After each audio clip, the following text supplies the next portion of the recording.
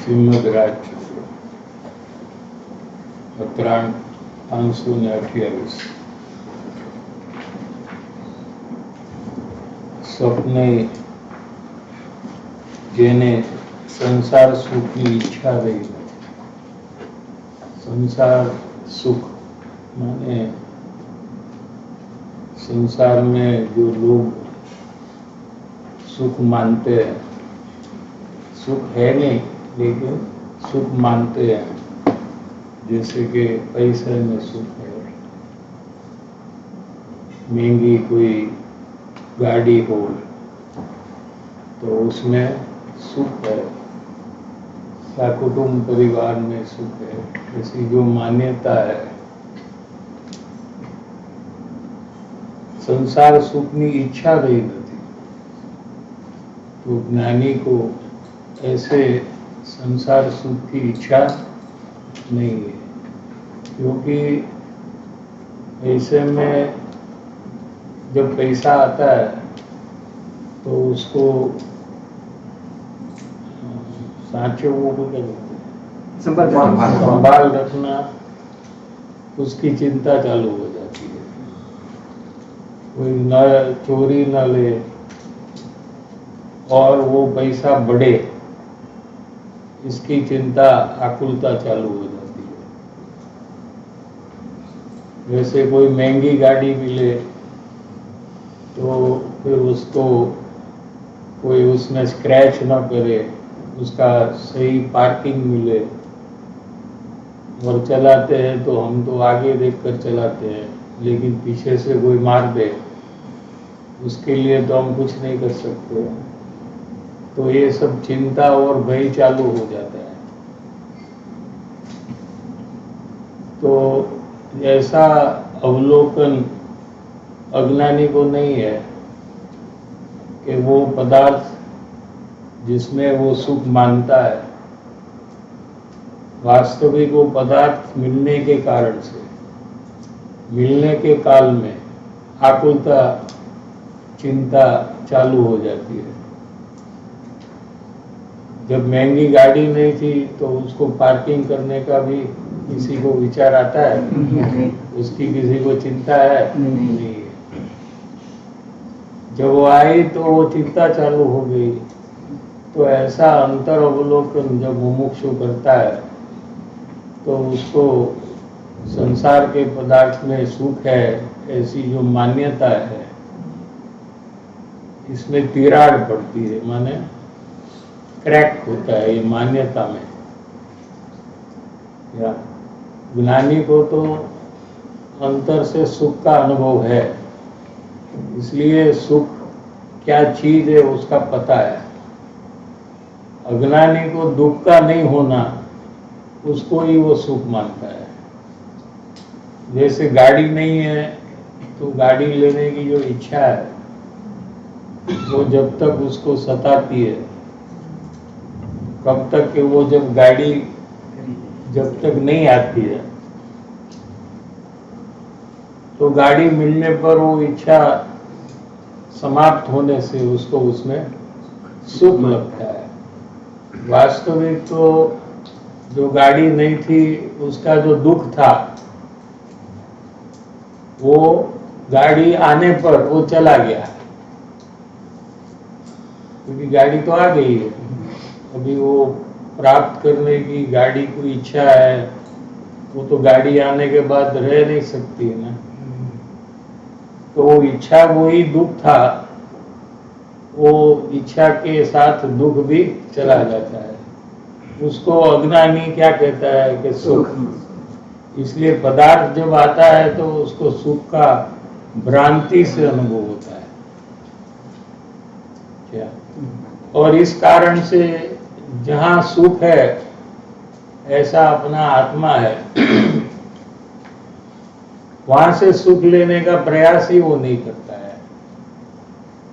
इसका कारण और पदार्थ में सुख है ऐसी जो भ्रांति है, तो वो पदार्थ को प्राप्त करने के प्रयास में सतत जीवन व्यतीत करता है। और कितने पदार्थ आने पर भी अनेक पदार्थ की नई इच्छा का जन्म होता है और उसको मरण तक कोई भी सुख की प्राप्ति होती नहीं है। ये तो जागृत अवस्था में ये बात समझ में आती है, विचार से हमको ये सब बात समझ में आ सकती है। लेकिन यहाँ एक शब्द ज्यादा लिया है, सपनेपन, यानी कि नींद में भी। सपना तो कोई जागते हुए देखता नहीं है ना, वो तो नींद में ही सपना देखता है। यहाँ तो ज्ञानी पुरुष की जो व्याख्या की है, ज्ञानी पुरुष का जो परिणमन है कि सपने जेने संसार सुखनी ઈચ્છા રહી નથી અને સંપૂર્ણ નિસારભૂત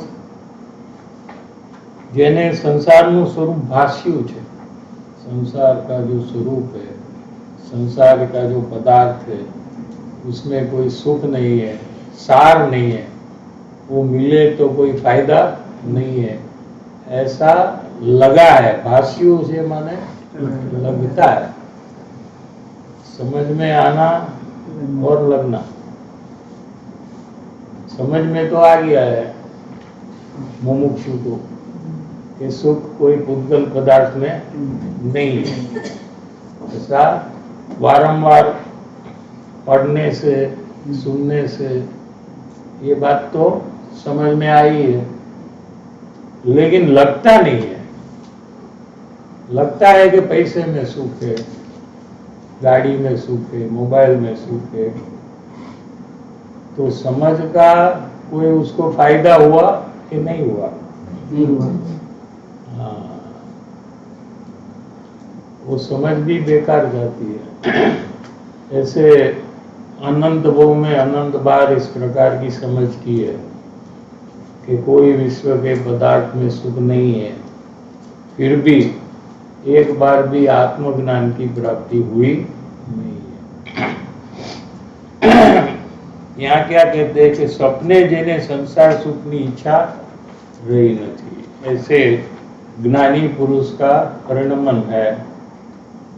तो समय सार सिद्धि में गुरुदेव श्री के प्रवचन में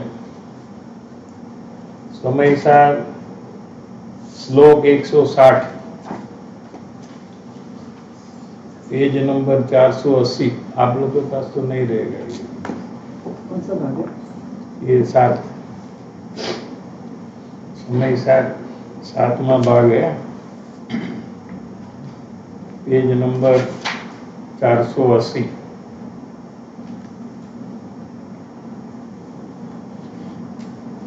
निर्जरा अधिकार में ये विषय गुरुदेव श्री ने लिया है।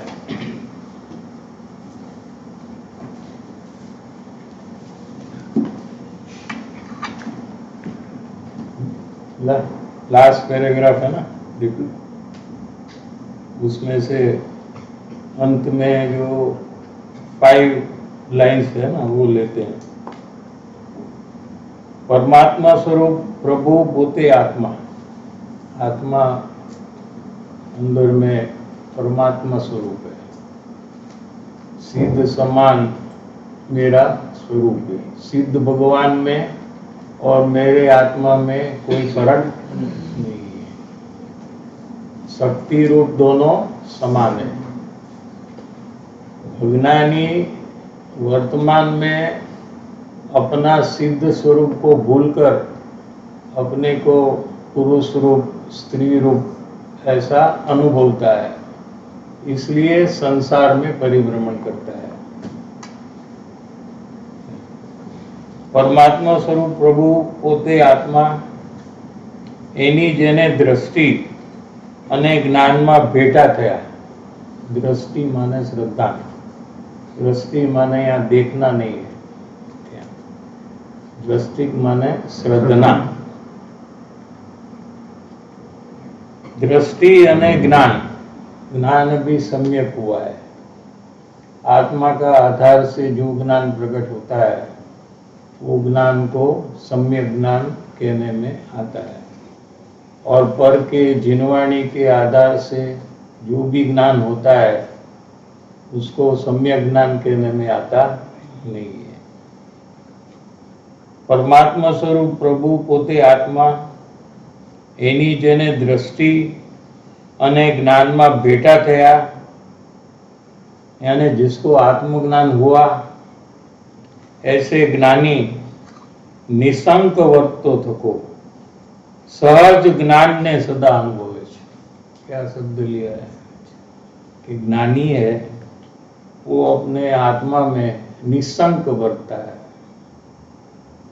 निसंदेह वर्तता है। क्या? और सहज ज्ञान ने सदा अनुभवे छे।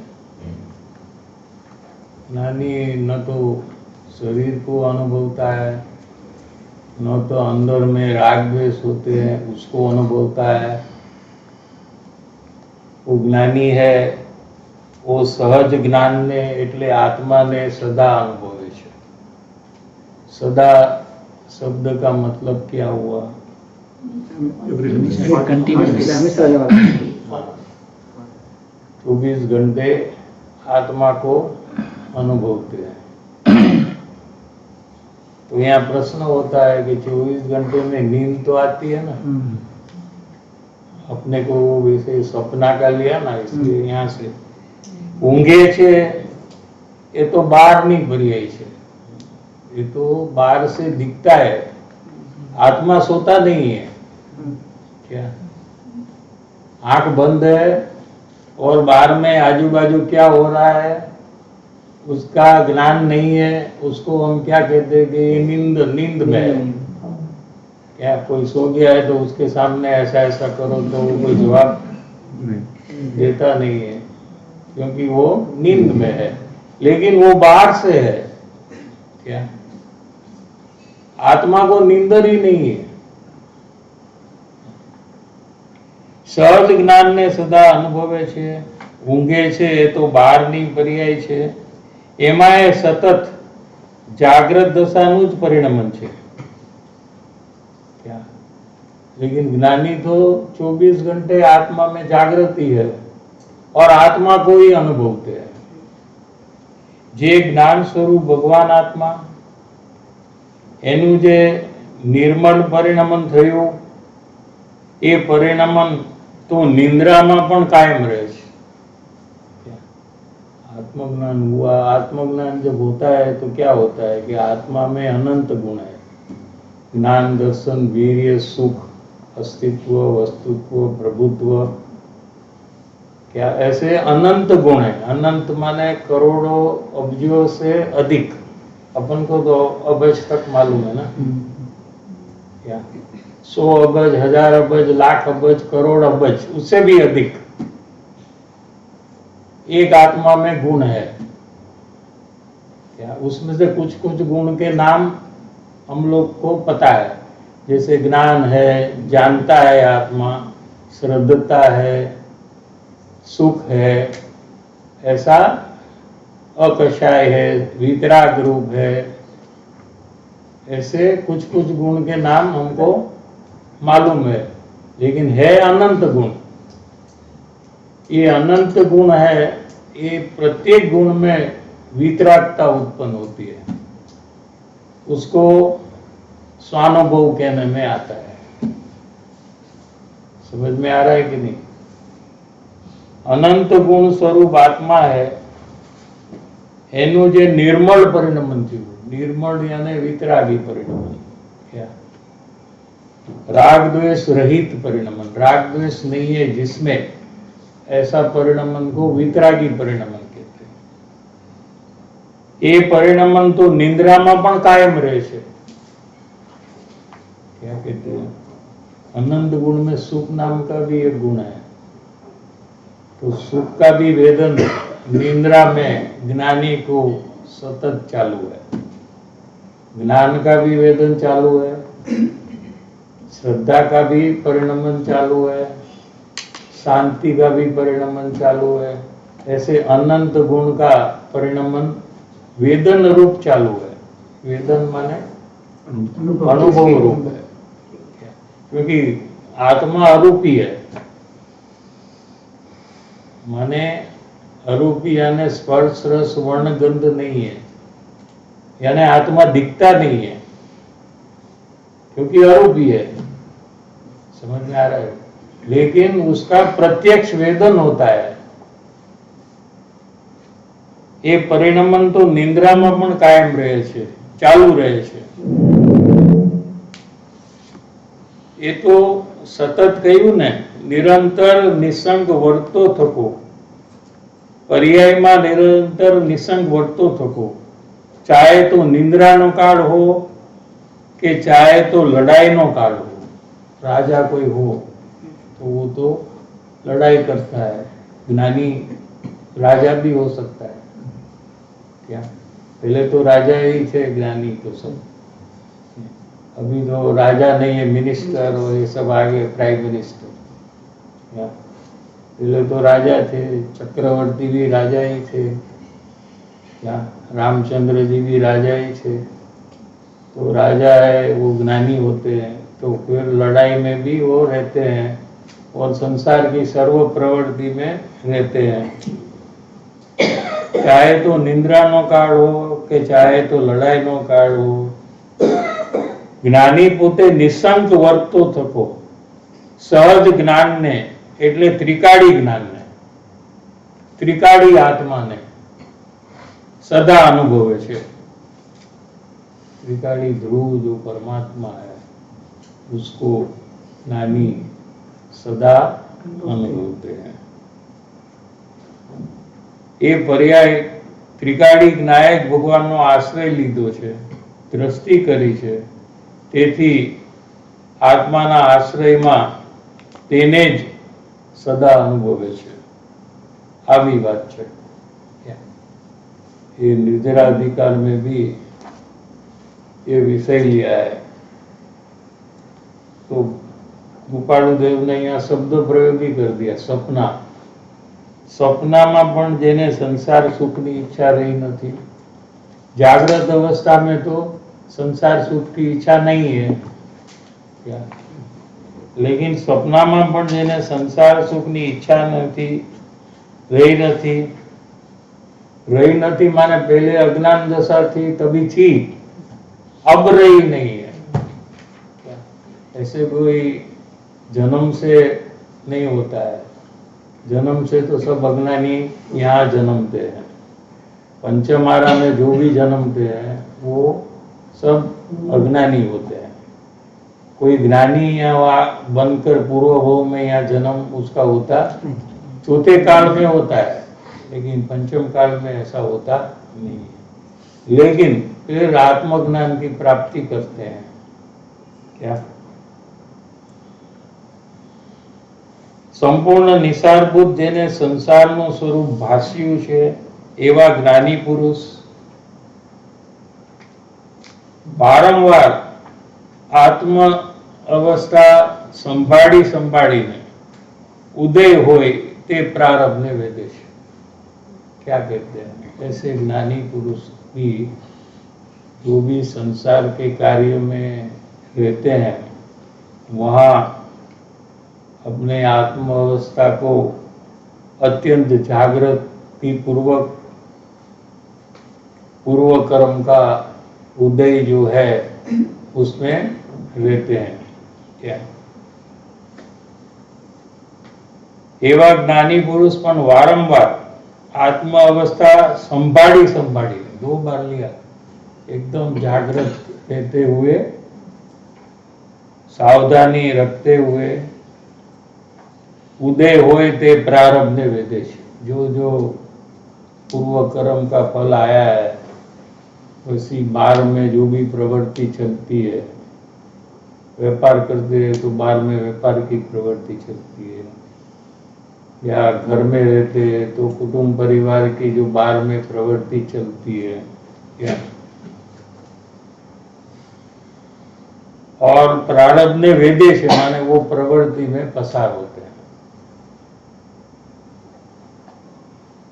पण आत्मा अवस्था विषे प्रमाद थवा देता नहीं, लेकिन अपनी जागृति जो है ये खोकर कोई संसार की प्रवृत्ति में रहते नहीं है।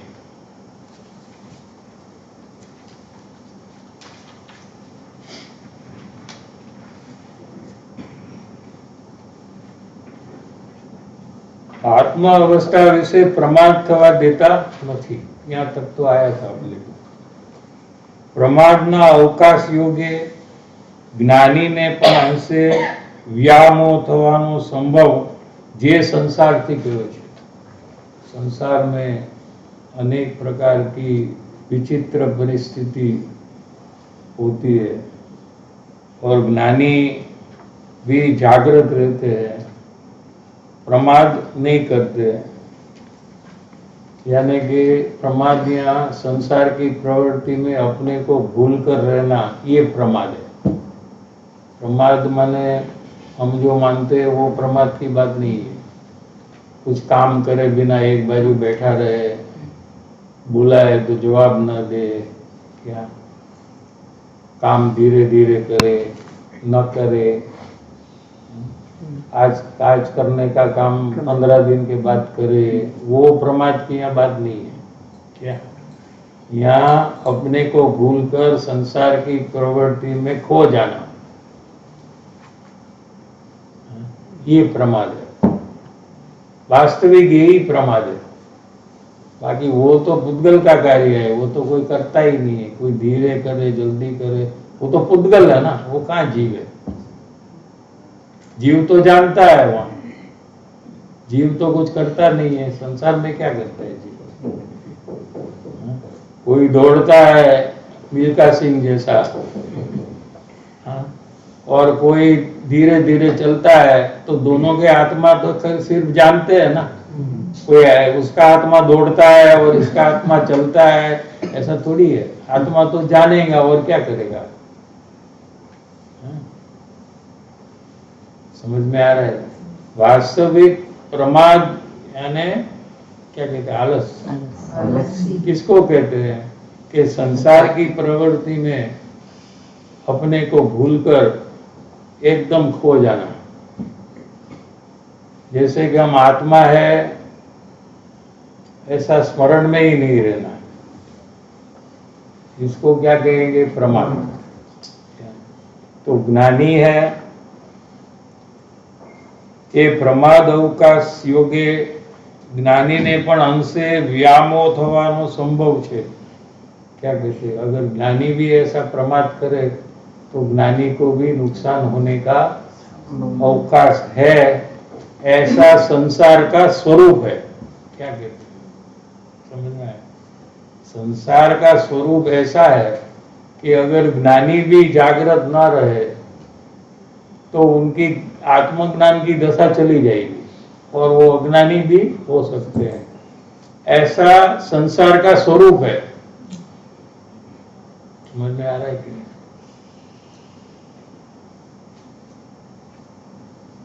જ્ઞાનીને પણ અંશે વ્યામો થવાનો સંભવ છે જે સંસારથી ગયો છે. ये इतनी बात अपनी कही और स्वयं आत्मज्ञानी है तो स्वयं जागृत है, प्रमाद नहीं करते हैं, प्रमाद करना चाहते भी नहीं है, अपनी जागृति बढ़ाना चाहते हैं. ऐसा अपना को स्वबोध करते हुए अभी मुमुक्षु की बात चालू करेंगे. इसमें ऐसा संसार का स्वरूप है, वो मतलब क्या. संसार का स्वरूप है तो मोह हो, ऐसा ही स्वरूप है ना. ज्ञानी भी फिसल जाते हैं. हाँ? ज्ञानी भी फिसल जाते हैं. फिसल जा सकते हैं अगर जागृत न हो. क्या जागृत न हो. हाँ. जैसे कोई अबजपति हो, बिजनेस में कमाया हुआ हो, वो भी एक जागृति न रखे तो वो रास्ते पे आ सकता है कि नहीं आ सकता. कि नहीं. ऐसे ही है, सब ऐसे ही है. आत्मज्ञान हुआ और जागृति छोड़ दे, स्वयं छोड़ दे. क्या तो ऐसा संसार का स्वरूप भी ऐसा है कि जीव को और पदार्थ में आकर्षण हो जाए. क्या ऐसा स्वरूप है और ऐसे संस्कार भी अंदर में पड़े हैं.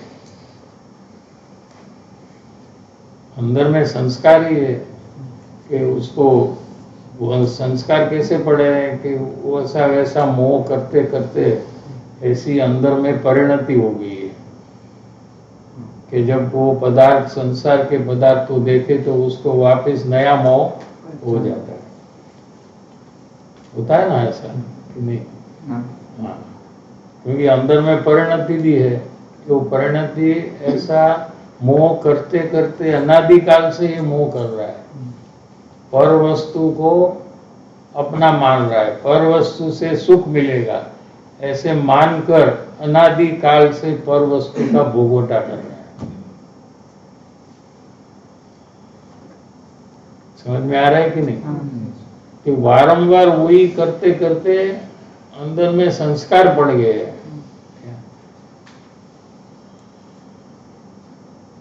અંશે વ્યામો એટલે શું? વ્યામો કીધું ને, અજ્ઞાન થઈ જાય એને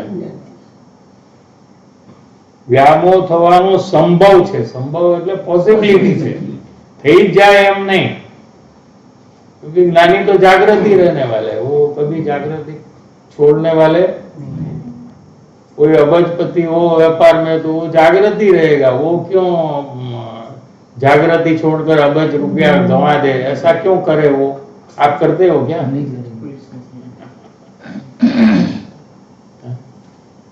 आपके पास जो भी है तो आप सब जागृति छोड़कर जिसको जो लेना है वो ले जाओ, ऐसे सब छोड़ देते क्या?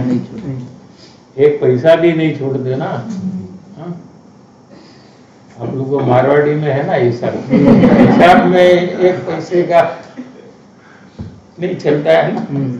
हाँ, वही तो।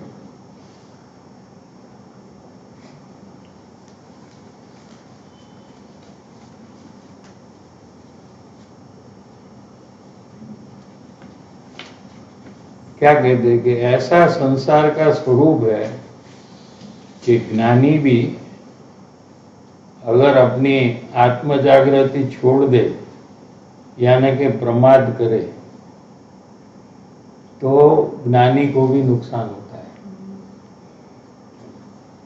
ते संसार में, वही संसार में साधारण जीवे रहीने तेनो व्यवसाय लौकिक भावे करीने आत्महित ઈચ્છવું એ નહીં બનવા જેવું જ કાર્ય છે।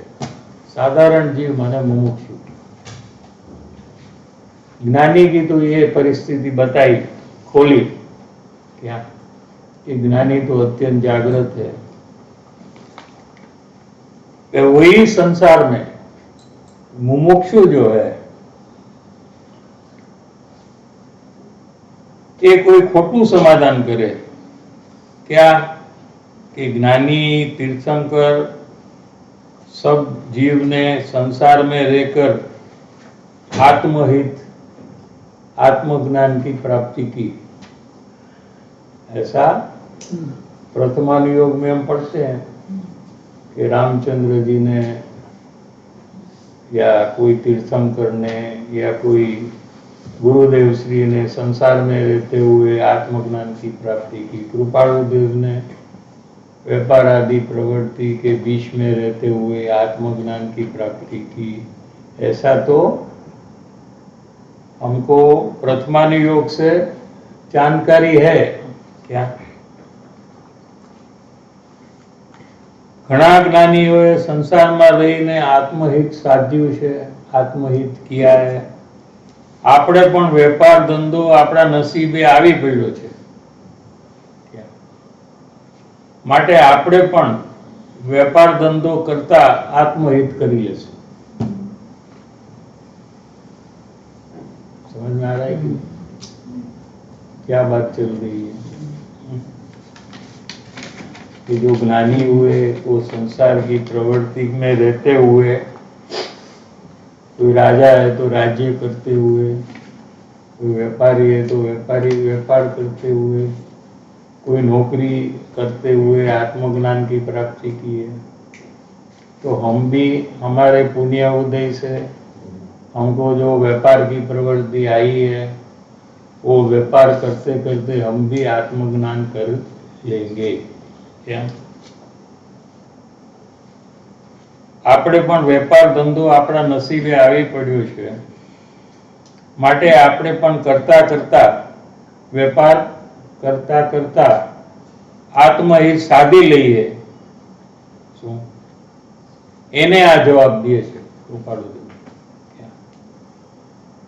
કે ભાઈ જ્ઞાનીને પણ સંસારની પ્રવૃત્તિમાં સંભાળવું પડે છે.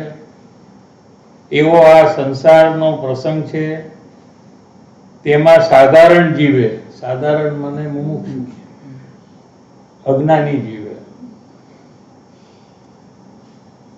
એટલે જેનો પુરુષાર્થहीन છે, उसको तो पुरुषार्थ बहुत कम है क्या,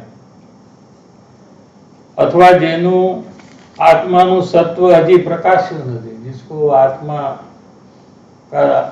आत्मा का ज्ञान हुआ नहीं है, એવા જીવે વ્યવસાય લૌકિક ભાવે કરીને, लौकिक भाव ने मुख्य करीने, अभी क्या है कि जो ज्ञानी हुए हैं वो मुमुक्षु दशा में लौकिक भाव छोड़कर संसार की प्रवृत्ति में रहे हैं. लौकिक भाव माने क्या? लौकिक भाव माने लोग क्या कहेंगे, वो अपने लक्ष्य में रखते हुए सब संसार की प्रवृत्ति करना. लोग में कौन आएंगे कि सब आ जाएंगे, कुटुंब परिवार से लेकर पूरी दुनिया. हम जो भी कार्य करते हैं, यहाँ व्यापार का उदाहरण दिया है क्या, कि कोई व्यापार करता है क्या, तो उसको क्या अंदर में लौकिक भाव से क्या परिणाम होता है कि हजी વધારે પૈસા કમાવા છે, જેમ વધારે મેળવીશ, जैसे पैसा बढ़ेगा वैसे मेरी आबरू भी बढ़ेगी. बराबर है ना? अथवा हूँ व्यापार करीश, एक दुकान हसे तो एक दुकान वाला हूं मैं, और 5 दुकान है तो 5 दुकान वाला मैं हूं, ऐसे मेरी गिनती होगी. लोग इस प्रकार से मेरी गिनती करेंगे, ये तो एक दुकान वाला है, इसको तो 5 दुकान है क्या, ऐसे लोग मेरी गिनती करेंगे, इसलिए मुझे ज्यादा दुकान करनी चाहिए क्या. लोकों में मारी गणना વધારે થશે, लोग मुझे गिनेंगे. अगर एक दुकान है तो कोई पूछने वाला नहीं है, 5, 10, 15 दुकान है तो लोग कहेंगे कि नहीं ये तो बहुत आगे बढ़ गया. लोग मेरी गिनती करेंगे. જેટલો હું વધારે પ્રગતિ કરીશ એટલા મારા સંયોગો ઉજળા થશે, ऐसे मुझे अनेक पदार्थ की प्राप्ति होगी, गाड़ी, बंगला, हीरे का ज्वेलरी, डायमंड, प्रॉपर्टी, लैंड. जितना जितना मेरा व्यापार बढ़ेगा, कमाई जितनी बढ़ेगी, उतना मेरा संयोग सब सुधर जाएगा, વધારે વૃદ્ધિગત થશે, बहुत बढ़ेगा क्या. એટલે મારી કિંમત પણ સમાજની અંદર વધશે. समाज को पता हो जाता है ना कौन आगे बढ़ रहा है क्या, क्योंकि उसको तो पैसा चाहिए ना, डोनेशन. उसका लक्ष्य क्या है, उसको कोई आपको मान देने का तो लक्ष्य है नहीं. अभी गरीब आदमी है, उसके पास जाकर पैसा मांगे तो वो बेचारा क्या देगा, बराबर है ना. उसको मान देकर क्या फायदा, वेस्ट ऑफ टाइम. ठीक है ना. अभी जिसने सडनली बहुत पैसा कमा लिया है, उसको जाकर मान देंगे तो कुछ ना कुछ उसके पास से मिलेगा. तो मारी कीमत पण समाजની અંદર વધશે. वो समझता है कि मेरी कीमत बड़ी है, समाज को पता है ये पागल है.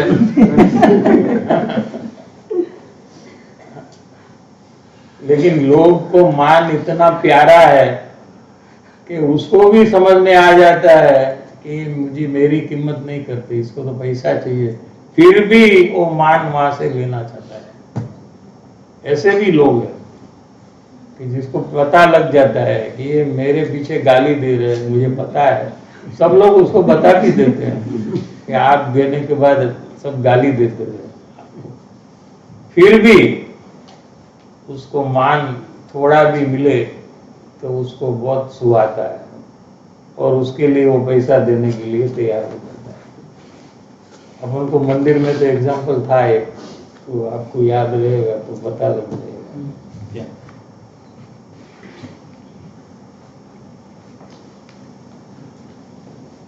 એટલે મારી કિંમત પણ સમાજની અંદર વધશે, બધા આગળ બેસાડશે।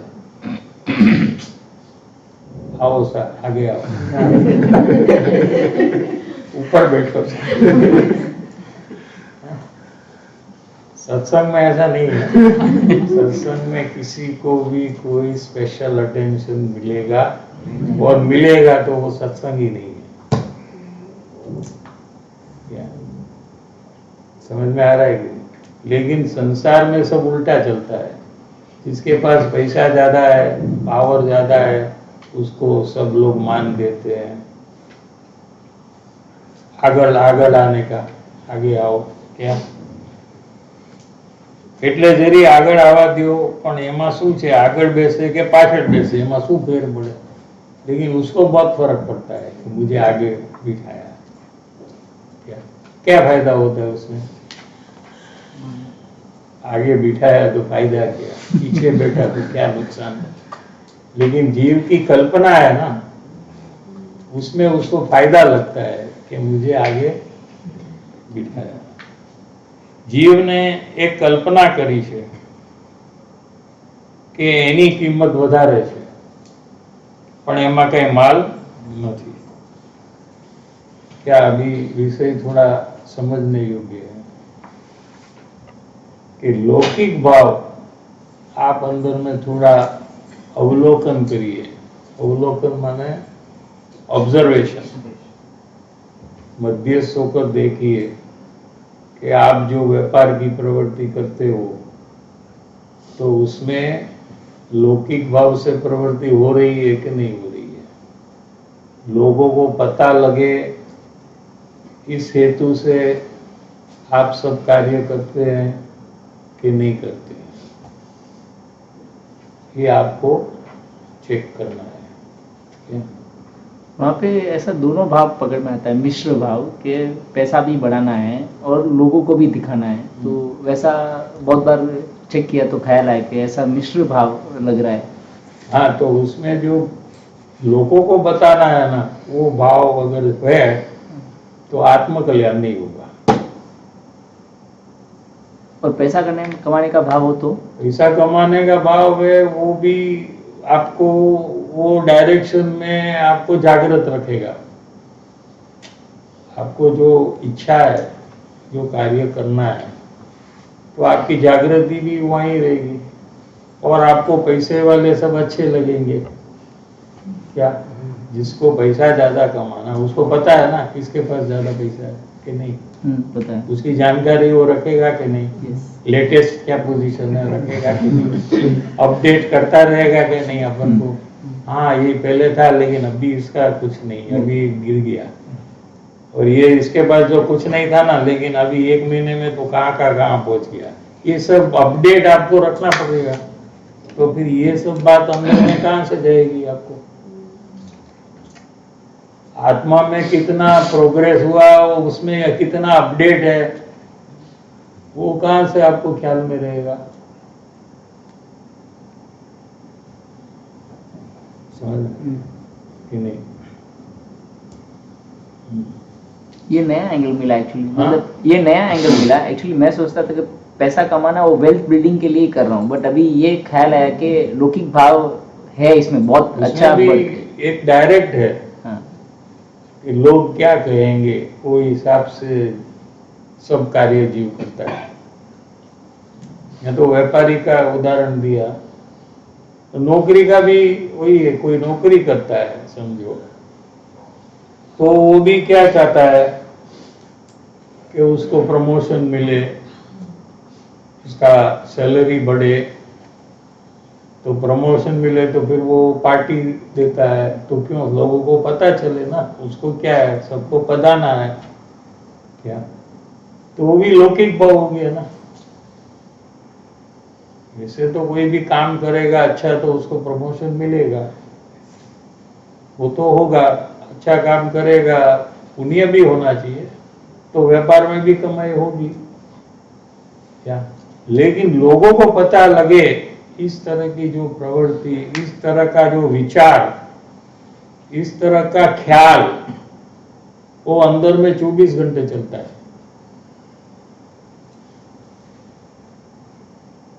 इसको लौकिक भाव कहते हैं, और इसके कारण से जीव को आत्मज्ञान की प्राप्ति हो नहीं सकती है, ऐसा कृपालु देव को कहना है। लौकिक भाव के कारण से अलौकिक भाव प्रकट नहीं होता है।